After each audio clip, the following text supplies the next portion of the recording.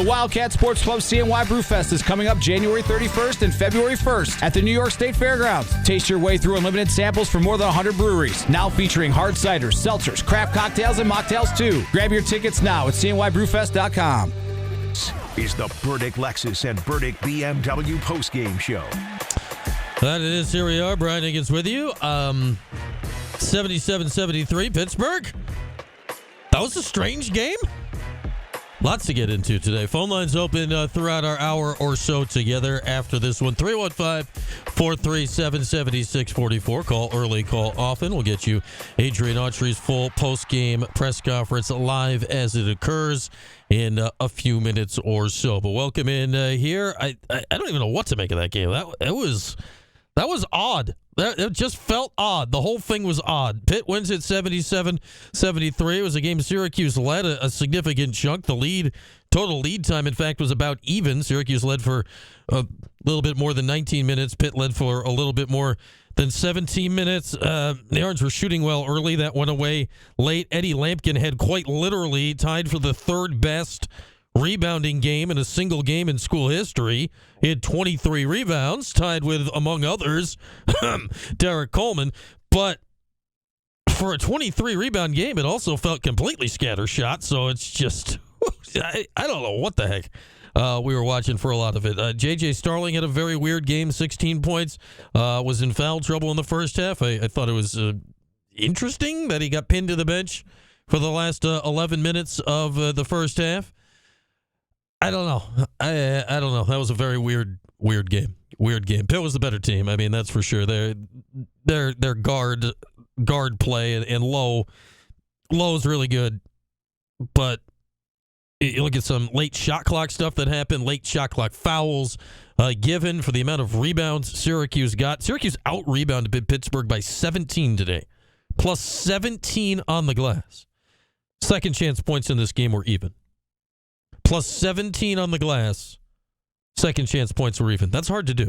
That's hard to do. That's hard to do. JJ, I don't know. I don't know what to make of this game. That was a game, the way it played out, it felt like Syracuse needed to be up like 10 at halftime. And then you get to halftime and you're up by 1. And then you're like, And then it felt like in the second half it's going, you're like, Syracuse is about to get blown out. There was about 4 or 5 separate times when it's like, Syracuse is about to get run here and they're going to lose by 15 plus in this game. And then it's like, oh, that didn't happen. There was a lot of those really weird just changes during this game. And then, you've got it close late, but at the same time as close late, Syracuse never actually had a chance in the last minute to tie the game up. They never had the ball in a one-possession game. All adds up to a very peculiar afternoon. I don't know. It was a very weird game to watch. I don't know what anybody else thinks about that. All right, let's get a very early break out of the way. We like to do that to make sure we're on time for Red's post-game press conferences, which generally get going pretty quickly after home games. Phone lines are open, 315-437-7644. We got both chats fired up on QSportsTalk.com, on the Twitch and the YouTube. We'll be checking you out on those here in the break. We'll be right after this as Syracuse loses to Pittsburgh in the Dome today to fall to 9-11. Pitt 77, Syracuse 73. The final score today. Back after this here on Q Sports Talk and ESPN Radio. Okay, what is up, chat? What is up, chat? That was a weird-ass game. I don't even know what to make of it. I don't know about you. I don't know if it was necessarily the game, or it's probably more of the season leading up to the game. It actually kind of felt a lot like Syracuse-Pittsburgh games that are a little weird and close and raggedy, but when both teams are good, you're kind of into it. That game was this is just weird. I can't grab it. Oh, man.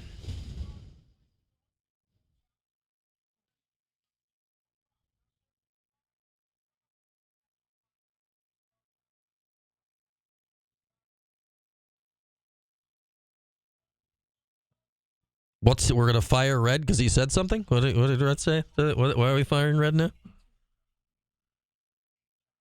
Oh, man. I wouldn't say they should have blown him out, Zach. I mean, I could easily argue they could have won the game, but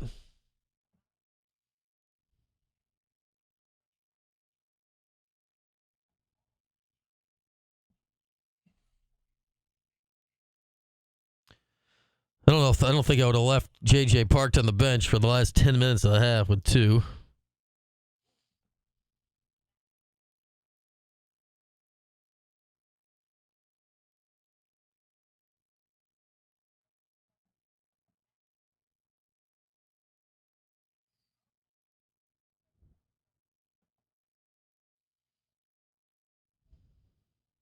You had it all the way, CBW.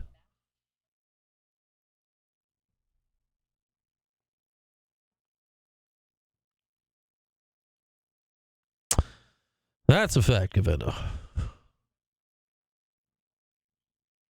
DC didn't have a record, but they both now have 23 rebound games in their career, which is amusing.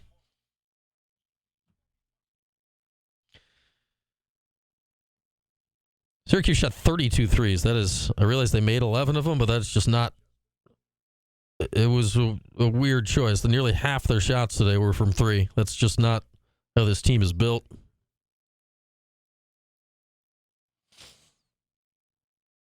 How did Lampkin only score 10 today with the game he had?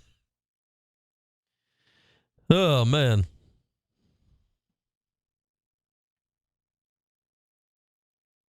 I don't think Red wants them to have half their shots from the outside.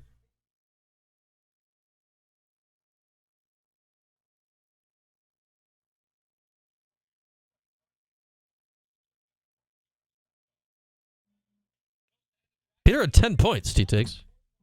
He had 10 points and 5 boards.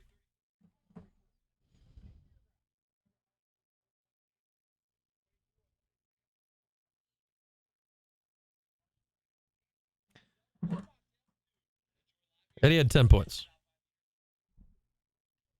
Yeah, like Eddie had a good game, but 23 rebounds is fantastic, but it's almost, it's like the least amount of production you could have gotten out of 23 rebounds. It's very peculiar. Yeah, I know he said they need to shoot threes. I don't think he meant they need to shoot 32. Yeah, Lampkin's defense, what, Peter? Yeah, he's got a little to learn there.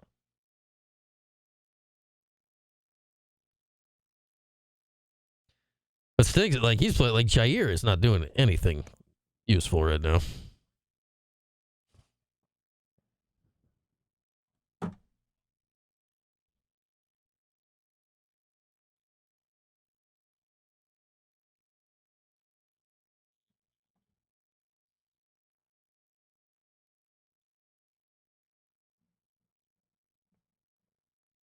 What were the turnover numbers in this game? 11-3. Man, Syracuse just does not force turnovers at all.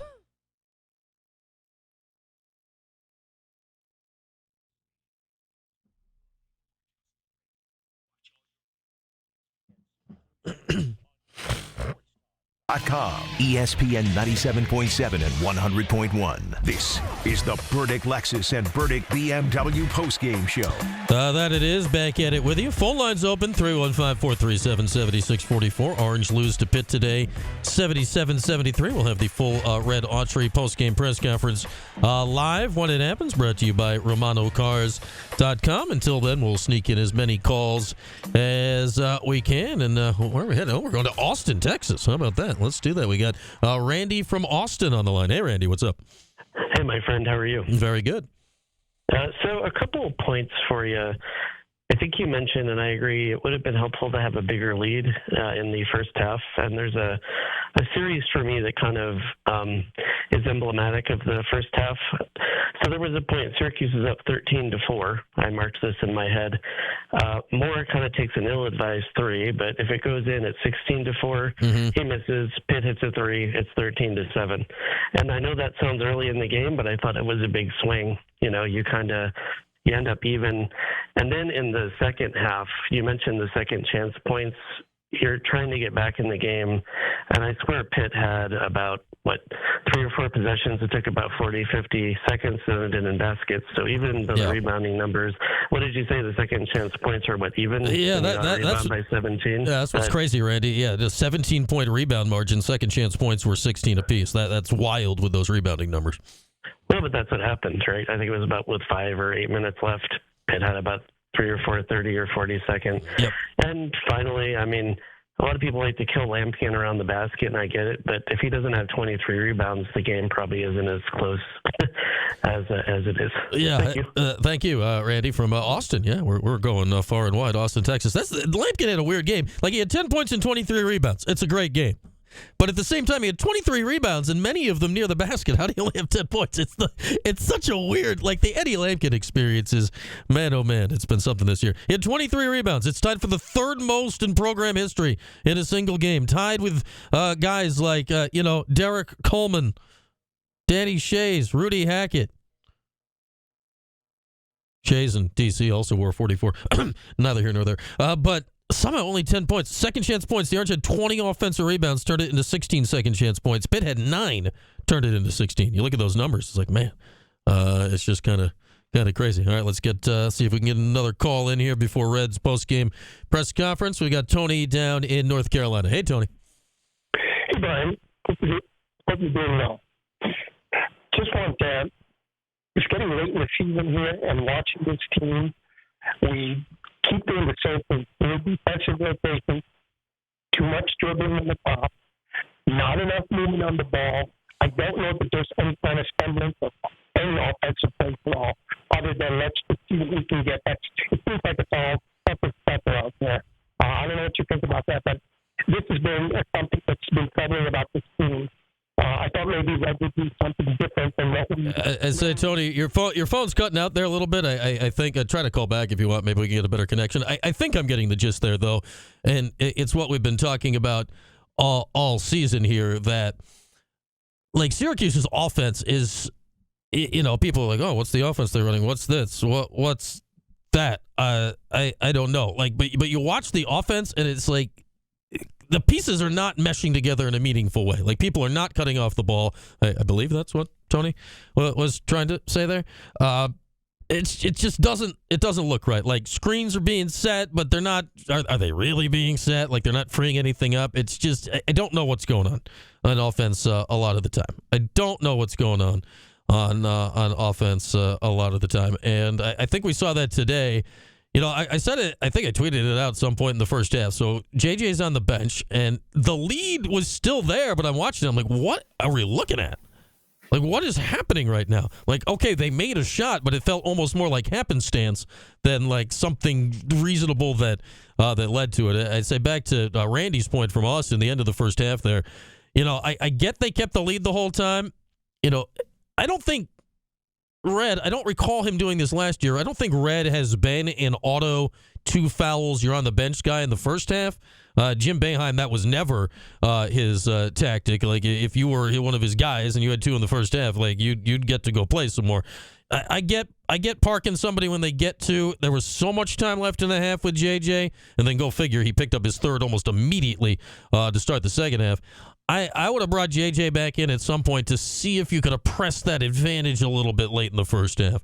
Like, all right, Pitt was really struggling to get the ball in the hoop there late in the first half. Maybe you get JJ back in and see if he can do something. Now, maybe he does pick up his third at that point, and then you get him out of there. But it's just, it has been an oddly frustrating offense to watch all year. Now, like, why is that? Is that coaching? Is that talent or lack thereof? What is it? Like, Chris Bell. I mean, Chris Bell is the answer to all these questions, right? Like, Chris Bell, he's good at parking himself in the corner, but when he's got to do anything other than that, it turns into a mess. And yes, Bell did have 12 points today, but 0 rebounds, 0 assists, 0 fouls, 2 turnovers. It just tells you, like, he's not in the mix.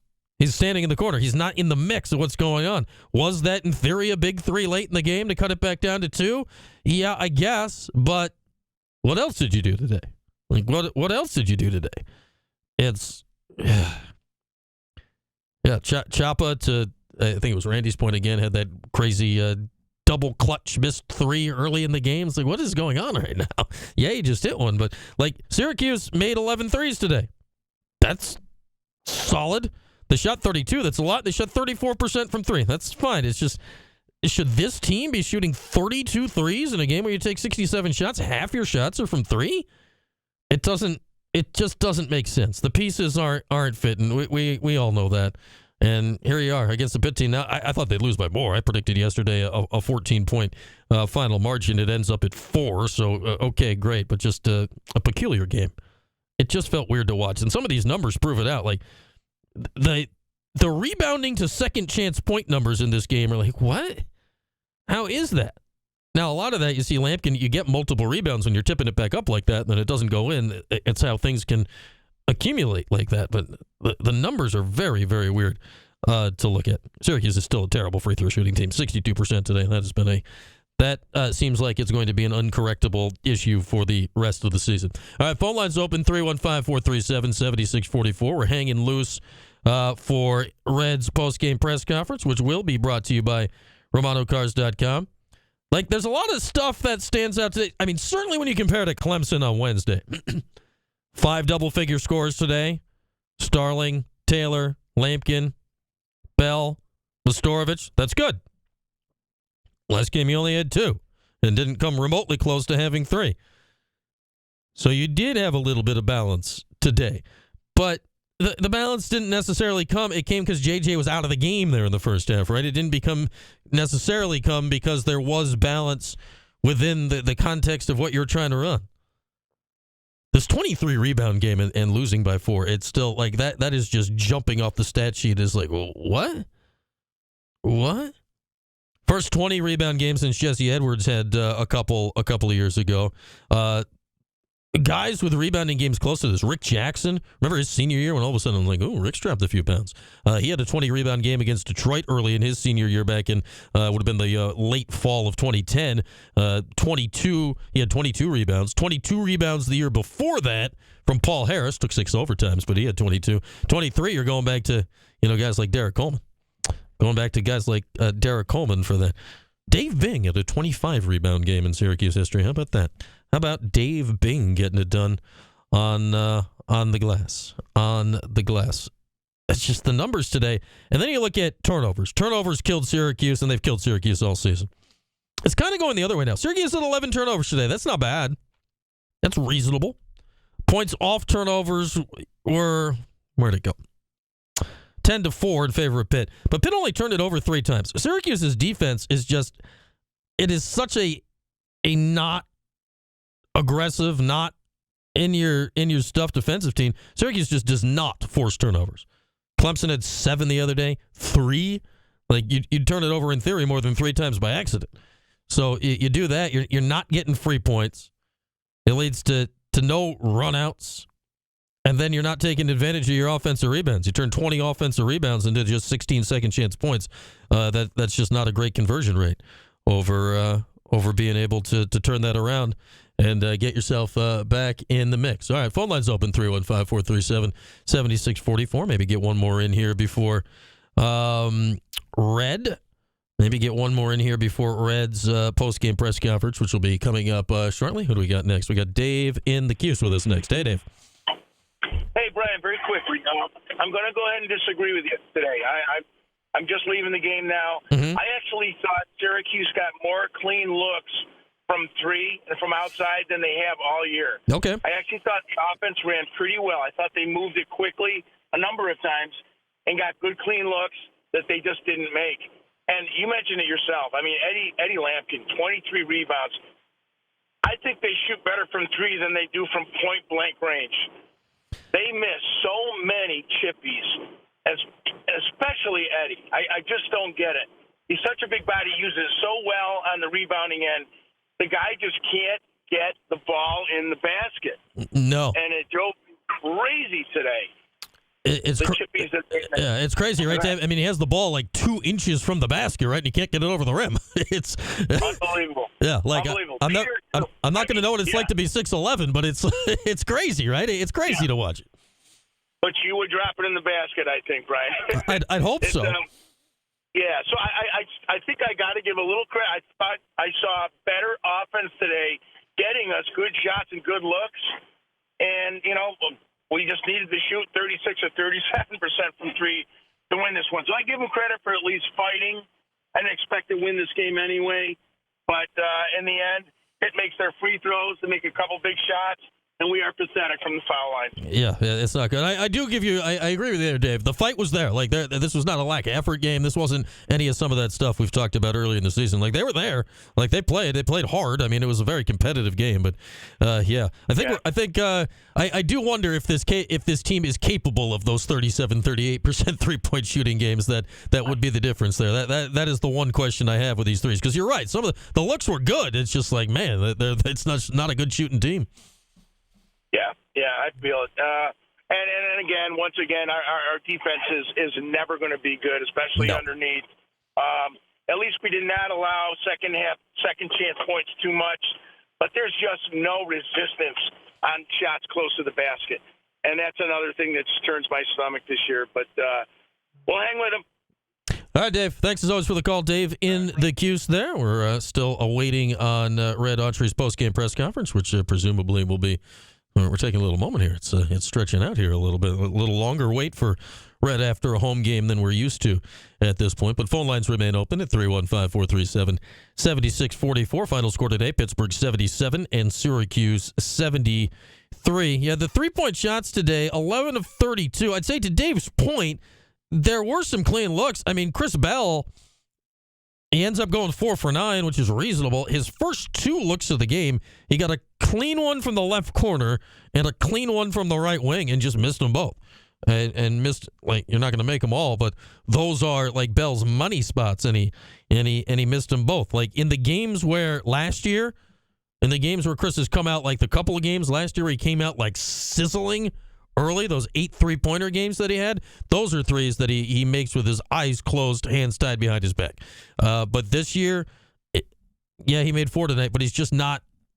Like last year when he got those shots, you're like, yeah, that's it.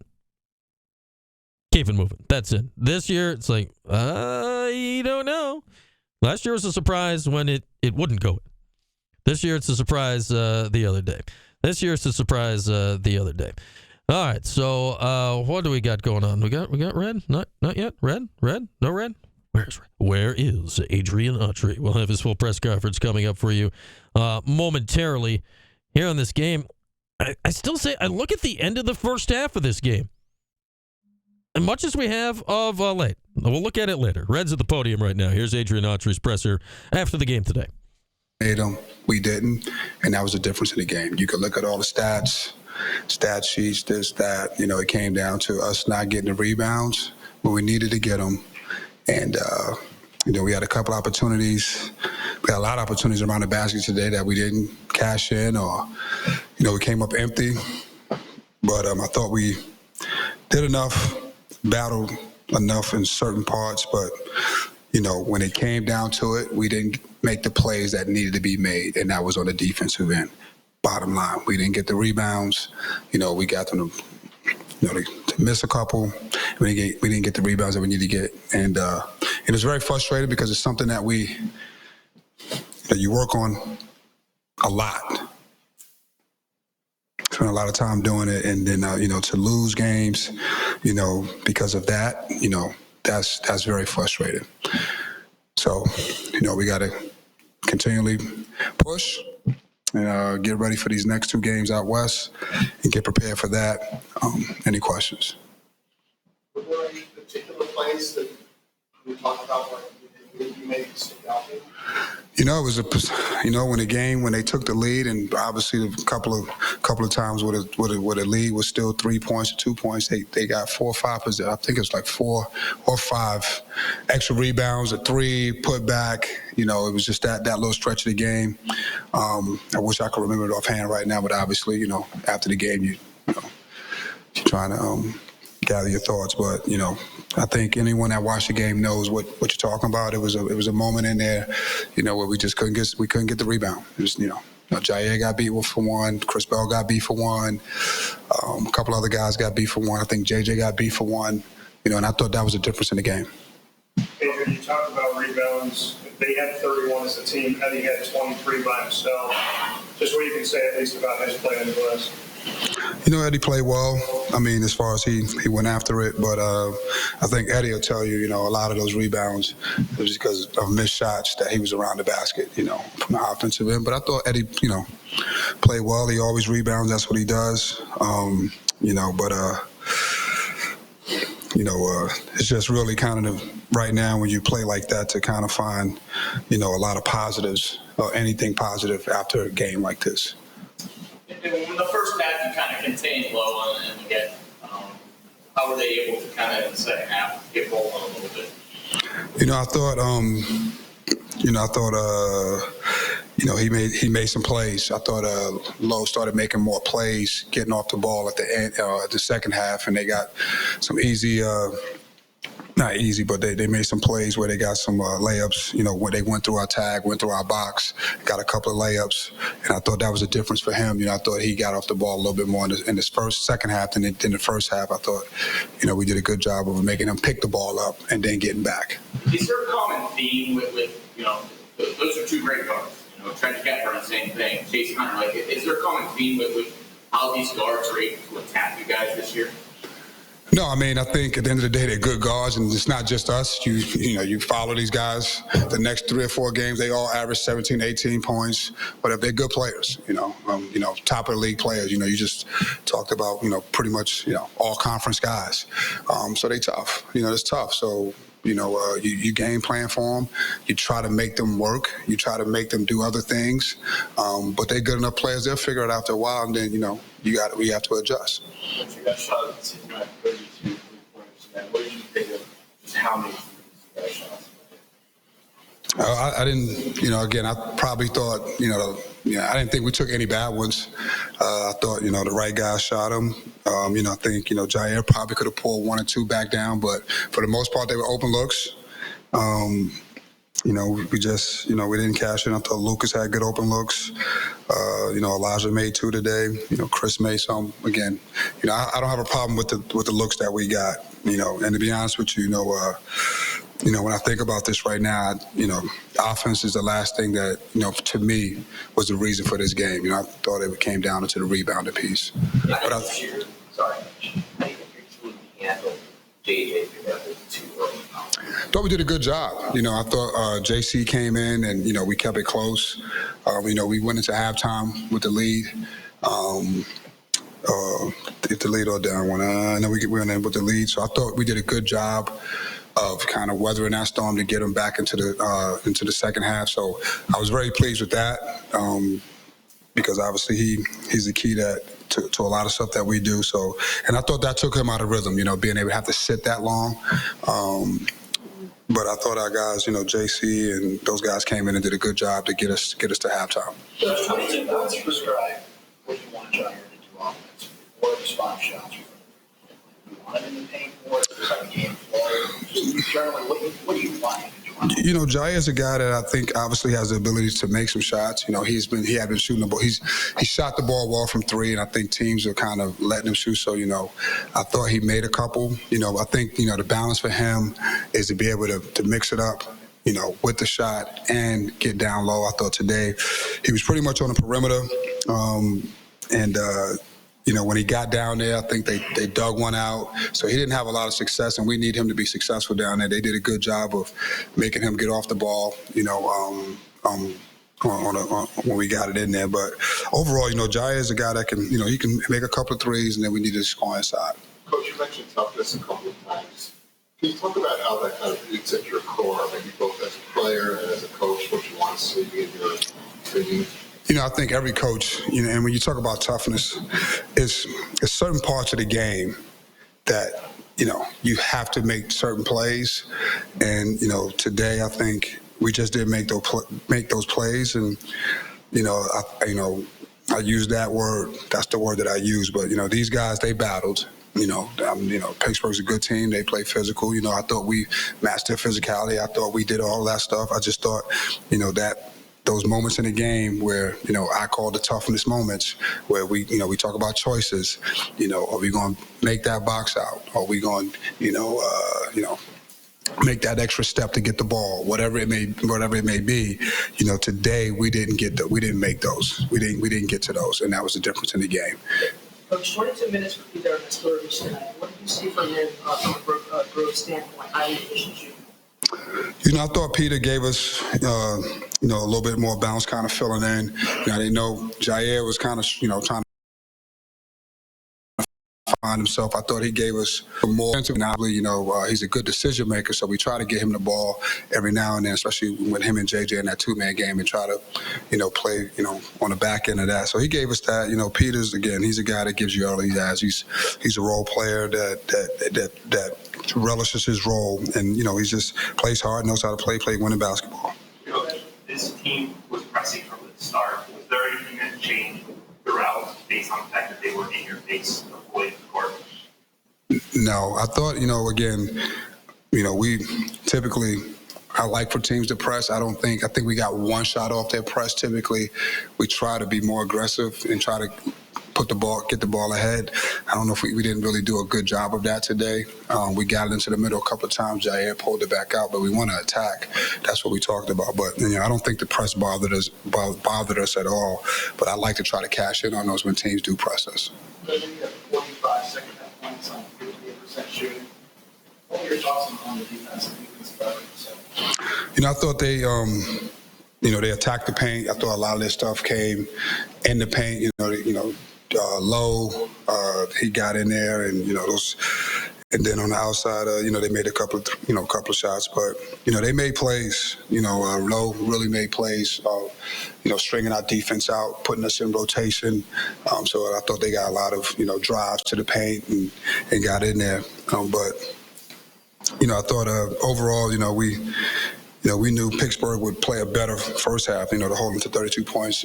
We knew the second half would be a little bit more challenging, but for the most part, I thought, it wasn't good enough, put it like that. The defense wasn't good enough, and they came down to rebounding. And I don't know if it was really the defense, if it was really the rebounding. Take your pick. Either one, it's all the same, but we didn't rebound when we needed to rebound. I think one more. Adrian, where does the leadership lie at 9 and 11 as you head off to the West Coast? What do you mean? Leadership on it, like in the locker room, practice, the guys that maybe are stepping up, the voices that can lead this team forward. I'm the leader, and obviously, we have leaders, we have captains, but I'm the leader, and I think we all do it together. But I'm the leader, and at the end of the day, this is part of this journey, right? This is part of our season. We got to keep picking ourselves back up. Like I told all our guys all the time, the easiest thing in life to do is quit. The easiest thing in life to do is be negative, and they know that. And again, we will get this out of our system and get prepared for these next two games and go out there and play as hard as we can and try to win. Thanks, Coach. Thank you. Thank you. Thank you. Thank you, Coach.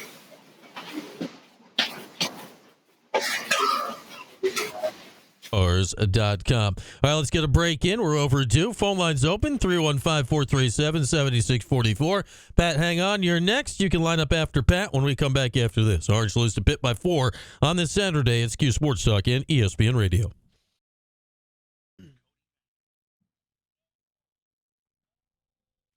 I get if you don't like the red, whatever, like you want to what's your problem with his press? What? How's the press conference pissing you guys off? Come on. Oh, my God. What did he say in the press conference that's driving you nuts? Come on. Oh, man. Red's takeaway from the possession was he's targeting in his mind, and he specifically said it, like the 4 or 5 possessions that cost him the game, where they gave up rebounds late, gave up 1-minute possessions, and then gave up buckets. Who's he glazing? Who did he glaze, Dan? What the hell are you listening to?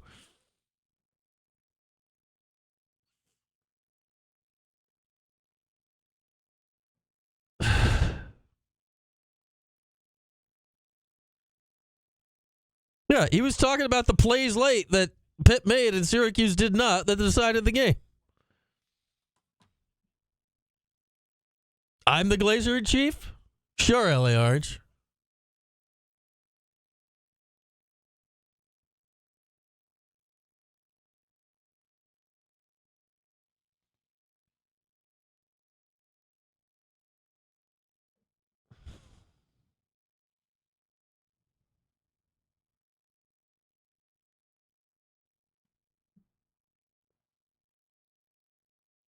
Like, what do you want him to say? They lost the game. Like, you can't say anything after the game that's going to change the result. Like, they lost the game. Right? I'm not saying you should be happy. I'm saying him telling you why he thought they lost the game. Like, he's explaining why he thought they lost the game. That doesn't mean you should be happy with being 9-11. They're completely different things.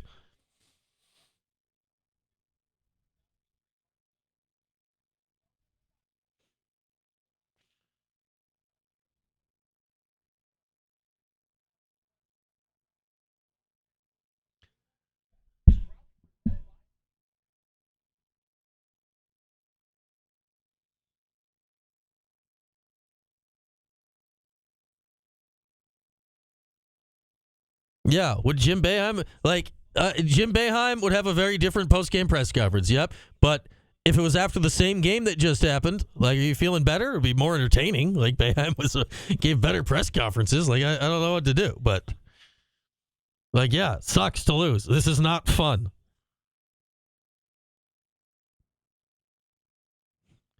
But, like, just because Jim would have given a more entertaining post-game press conference, that wouldn't have made today more fun.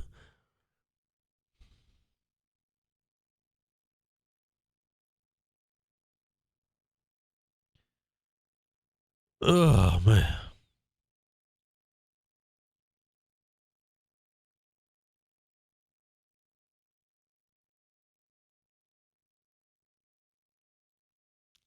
That's true, Cuse Sports Knower, but it's still on the possessions he was talking about. They missed rebounds, that extended possessions, and then they lost the game. They're not a good team, so they need to do all of those things to win a game like this.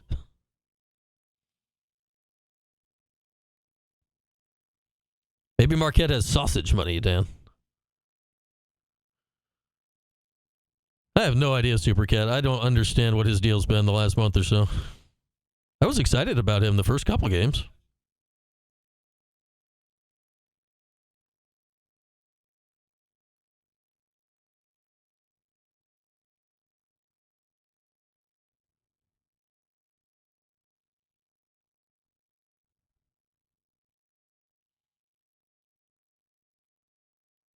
No, I did not hear an excuse, Steve. An excuse would be denying all the things that cost him the game ever happened, not telling us what the things were that cost him the game. Doesn't make you win the game, but Jesus.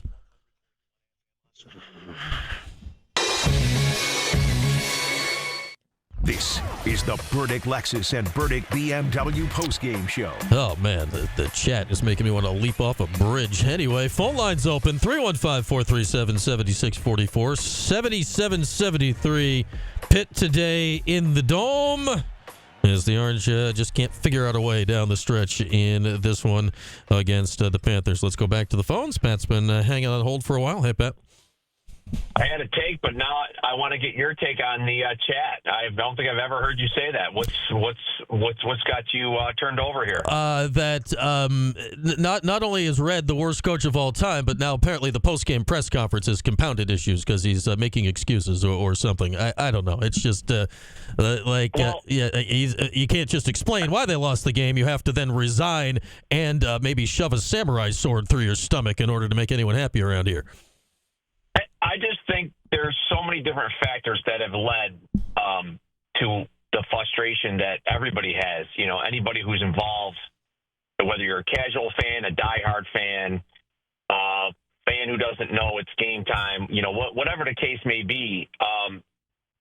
When you look at this season, there's been, I'm thinking 3 games, maybe 4, that were like this game. That you lost. You lost to Texas, you lost to Texas Tech, you lost to Georgetown, and you lost this one. Am I missing any other close losses that were really I forget what was the possession game? Yeah, what was the final margin of the Wake game? I mean, they came back in that. We lost by 10. That was 10. Yeah, that wasn't quite as close. Late. Did you say the Notre Dame game? The Notre Dame game. I put that the first one. I put that in there too. Yeah, if you didn't say it. So again, the close wins for the most part were against teams that you felt like you lost even when you won, Youngstown State and all that. So there hasn't been a lot of feel good wins, and I'd say probably Pat, Notre Dame last week is the only one you'd put in that category, right? Right. So, I'm looking at the season, and I'm looking at the roster, and I'm looking at next year, and I'm looking at the leader. I didn't realize Peter was a freshman. I mean, the kid looks 20-something years old, so he's a freshman. I don't know how I never realized that. I think he legit is 20, but he is a freshman. Right. So that was kind of surprising. He was somebody early in the year that I really was intrigued with because of his motor, and he looked like he was a great passer. I don't know where that passing went because it's gone, but he has a good feel for the game. I just don't know. I'm not sure what his ceiling is. He's a role player. I think he could be a really, really good seventh man on a really, really good team. So you have that, but you look at next year, and I would say out of Starling and Freeman, you need one of those guys next year. Mm-hmm. If they're both gone for whatever reason, you're in a lot of trouble. Because Bell was somebody who, going into this year, you would probably say, oh, yeah, I think I want Bell. I mean, I know he's got, everybody knows his issues. We've been talking about it for 3 years. But now I think most people, even the biggest Chris Bell defenders, are just done with him. I mean, he does nothing but shoot, and he's got to shoot 45% to make it worthwhile. He has to shoot. Yeah. Like an elite shooter, because he can't dribble, he can't pass, he can't rebound, and he can't defend. So, how he started for a couple years is another whole problem. But when I'm looking at this team now, I mean, we're under 500. You kind of want to see some glimmers of hope for the years to come. But I think with college basketball nowadays, everything's up in the air, which really makes you just to the point where you're just disconnected, right? You're disconnected because this season, what are you playing for? Mm-hmm. So what I'm looking for, Brian, is can Red look the part, and can the team look the part? And I would say today, besides I would say for the most part, I would check that box. I agree with Dave. I thought the offense, there was a few plays late on the offensive set that were not good, that cost us. But I thought for the most part, the offense looked fine. Obviously, early, I think they scored 17 points in the first 5 minutes of the game. Mm-hmm. And then that rhythm disappeared, which was very disappointing. So when I'm looking at the rest of the year, I would like to see Chapa be somebody who you want on the team next year, and hopefully he comes back. JJ, Peter, so that's 4 right there. But if you had told me going into the season, Brian, that right now we're getting 0.0 from Freeman and 0.0 from Westry, I wouldn't think we were good anyways. So It's disappointing because we had some potential, but it's just not there. It is one of those things. Now, last thing, and I always appreciate the airtime, and this is my last thing because I know there's at least 5 people in the chat that are probably rolling their eyes. So here's the thing on the officiating. Nobody likes and nobody understands or thinks a makeup call is a good call. It's never a makeup call. It's an even up game. You want to even up every call. If you call something on one end, you have to be consistent on the other. And I would say there was 3 calls today that were horrific, bad, and unfortunately they all fell against Syracuse. It usually doesn't work that way. Usually, if a ref stinks, he's probably going to stink for both teams, and it should even itself out. Today it didn't. JJ's third was it his third or I think it was his third. That was an awful call. Yeah, the one right after halftime. Yeah. That one was awful. I feel like his second one was bad too. His second one was really bad because that was the one in the lane. It was a horrible call. Like, as an official, I hate to say it, you have to know who the best 2 players are on both teams. Mm-hmm. And you do kind of consider that. Whether fans like it or not, that's the way it is. That's the way you're trained. That's the way it is. Horrible call. And then the late block call up against near the pit bench there at the 28-foot mark where they called a block. I mean, I don't know if you remember it. It was against the sideline. Was that the one on Lucas? Yeah, I think they got Lucas Taylor on that one. Yeah. It might have been on Taylor. I know Peter was there. Oh, the one on Peter. Okay, yeah. There was one on each of them late. Yeah. So that one was a horrific call because nobody on pit was even thinking that they were going to get that. So if the team you're giving that foul, awarding them for that, it's a bad call. Horrific bad call. Those two calls, because the JJ calls, that changes the whole game. Mm-hmm. So I thought if they played this way the rest of the year and all year, I think we'd have 3 or 4 more wins, number one. And then I think moving forward, you would be sit and wait. But unfortunately, with the resume and the nonsense and no Freeman and the list goes on and on, it's an extremely frustrating season. But you know what? Pitt's a good team, and we didn't get smoked. So on to the next one. And college basketball is probably at its worst overall in terms of entertainment and value that I can remember, Brian. So it is what it is. Thanks, Pat, Brian. Thank you, Pat. And I think to Pat's point early on there, it's so disjointed with these rosters from year in and year out. It's just a lot harder to sink your teeth into. Like projecting ahead to next year is damn near impossible because who knows? Anyone can leave at any time. Like you don't know what's going on. You don't know what's going on. Like, would it be nice to have all these guys? Not all these guys, but like in a world where Starling and Freeman and Chapa and are back next year, and you get those 2 freshmen coming in and Sadiq and Cayenne. Like that's kind of exciting. Like, but that world actually occurring, like it's just not what happens anymore. It's just not what happens anymore. So then you're like, well, who do you get out of the portal? And then you can try to get excited about him in the spring, but then you wait 6 or 9 months and you have no idea what the hell they're going to look like when they get on the court. So it's all very weird. It's all very weird. All right, let's get our last break out of the way. Phone lines open to the end after this. 315-437-7644. Back to wrap it up next year on Cuse Sports Talk and ESPN Radio. Mike.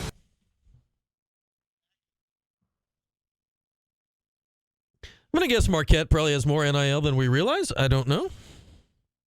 There is, people forget about Marquette. Like, they're in Milwaukee. Milwaukee is, there's a professional basketball team. There's an NBA team right there. Like, there's more money there than you'd realize. I don't know what their NIL situation is, but...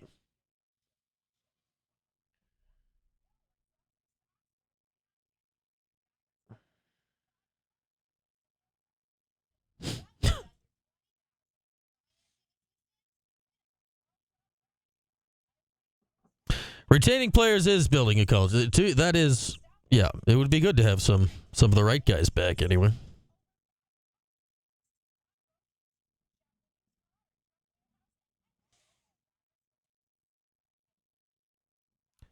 Yeah, next year is an extremely important year.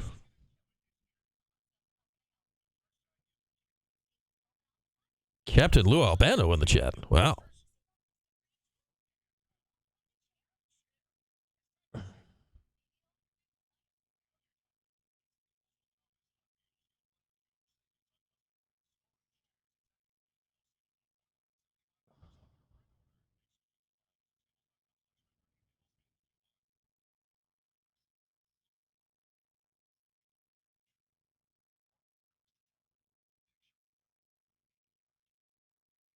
I've pawned it off on Paulie, Zach. You guys are stuck with Paulie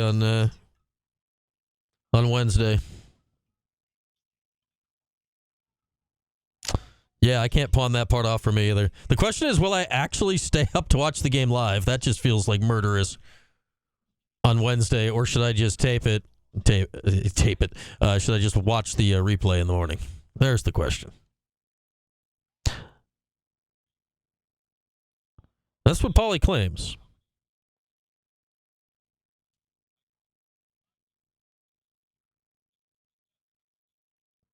The record is 34 by some guy I'd never heard of before in the 50s. If you take that out, Dave Bing had a 25 rebound game, Rob, and Eddie is tied for third all time. Govendo has set the over-under. Got to factor in the commercial time, too.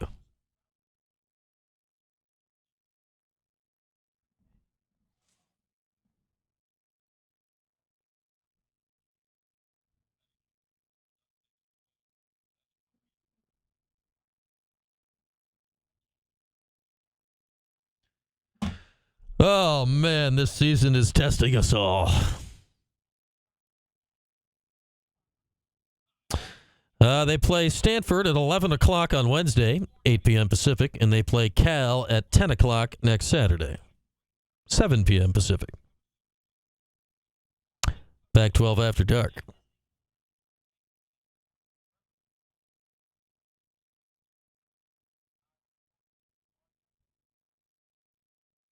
I wouldn't go that far. Like Stanford won at North Carolina last weekend. I know Carolina's been a bit of a mess recently. Stanford's got a 7-foot center guy who's a load. I don't know a ton about Cal. Like Stanford's not great. They're 13-6, 5-3 in the league, but they did just win. Cal's 10-9, 3-5. Like it's not easy because of the travel, but yeah. Stanford, if you'd like to scout Stanford, they're hosting Florida State at 7 tonight, ACC Network. Yes, LA Orange. You got it. Like, you got to win at least one. Yeah, the Stanford center's a dude. I don't know how legit good he is, but he's a big dude who gets a lot of volume.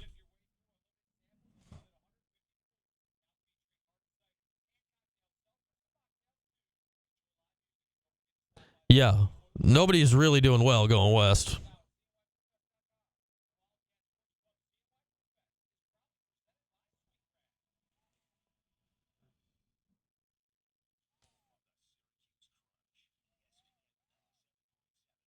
I mean, today may have been their best chance to be, if we're going to consider Pitt a good team, today may have been their best chance to beat a good team.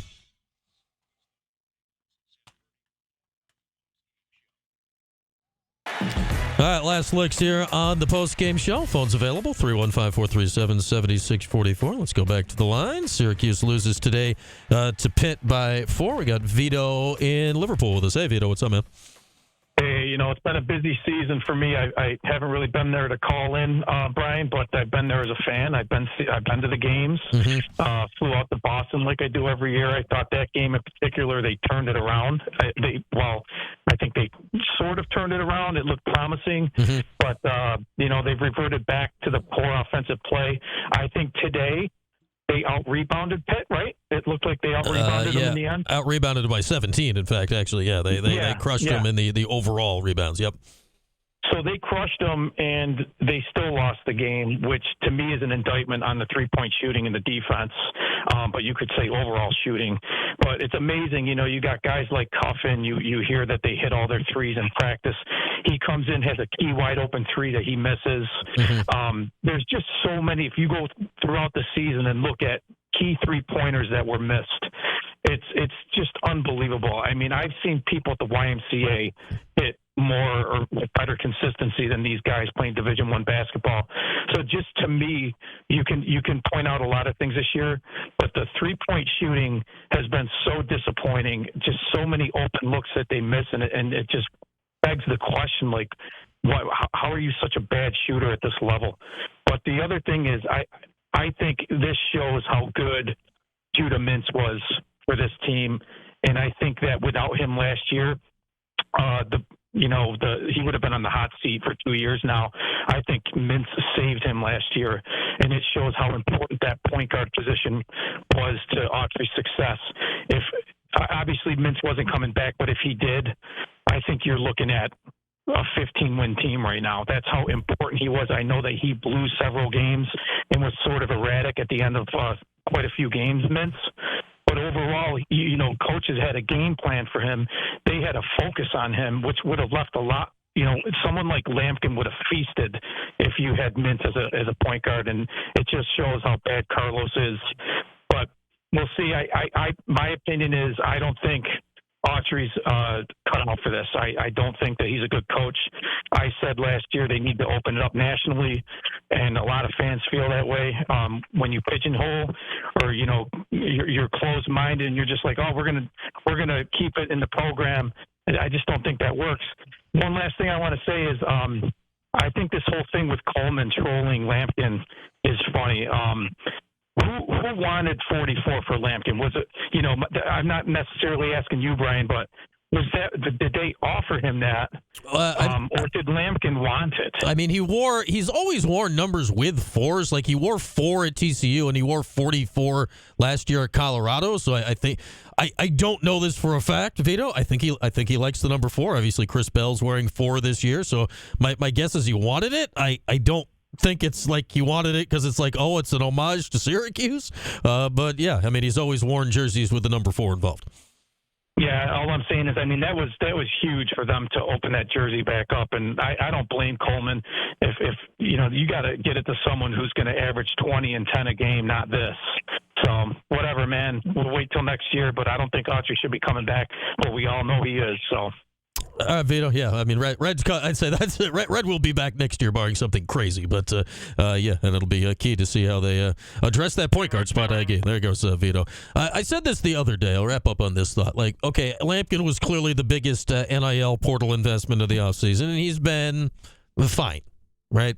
Like, he had 23 rebounds today. He has 5 double-doubles in the last 6 games. He's been fine. I do wonder now, looking at, and Judah, we all know this, like Judah had flaws, but Judah was an excellent player. He's more talented than anyone on this year's team. They'd say that is also an undebatable fact. I do wonder if you need to, addressing the portal going forward, yes, you need big guys, clearly, it is basketball, but if you don't have that point guard, lead guard guy, like if that needs to be the main financial output of what you're looking for in the portal, because it just seems like, look at Pitt today. Like, they had the guards. They had Lowe. He was the guy. He was the best player on the court today. They won the game. Like, you need guys like that. Last year, Syracuse had Judah. Why'd they get to 20 wins? Because he pulled enough great games out to win games. Like, you need guys like that late in close games. And JJ is a good player, but he's better with a guy like that. Like, he is that to some extent. But, man, you need better guard play around him. Like, it's hard to do it with just one guy like that. Last year, Judah had JJ. He had 2 guys that could get you a bucket like that. So, yeah, it's Judah had 31 in the G League the other night. So there is that. There is that. All right, that's going to bring us to an end of it here today. Enjoy your weekend, everybody. Women's Hoops will be on the air tomorrow. Tim Leonard's down at Clemson. NFL title games on the air tomorrow here as well. Normal schedule on Monday. That means this will be the first week that we get right day, right time in week 3 of Atan and Devo. That'll be on your airwaves at 11 on Monday, Orange Nation at noon, Newhouse afternoon at 2, Cody at 3. I'll be with you at 4. So we'll fully break this down and launch you into the week to come. So thanks for stopping by, everybody, for Postgame Today. Final score again, Pittsburgh 77 and Syracuse 73. Enjoy your weekend, everybody. We'll talk again on Monday.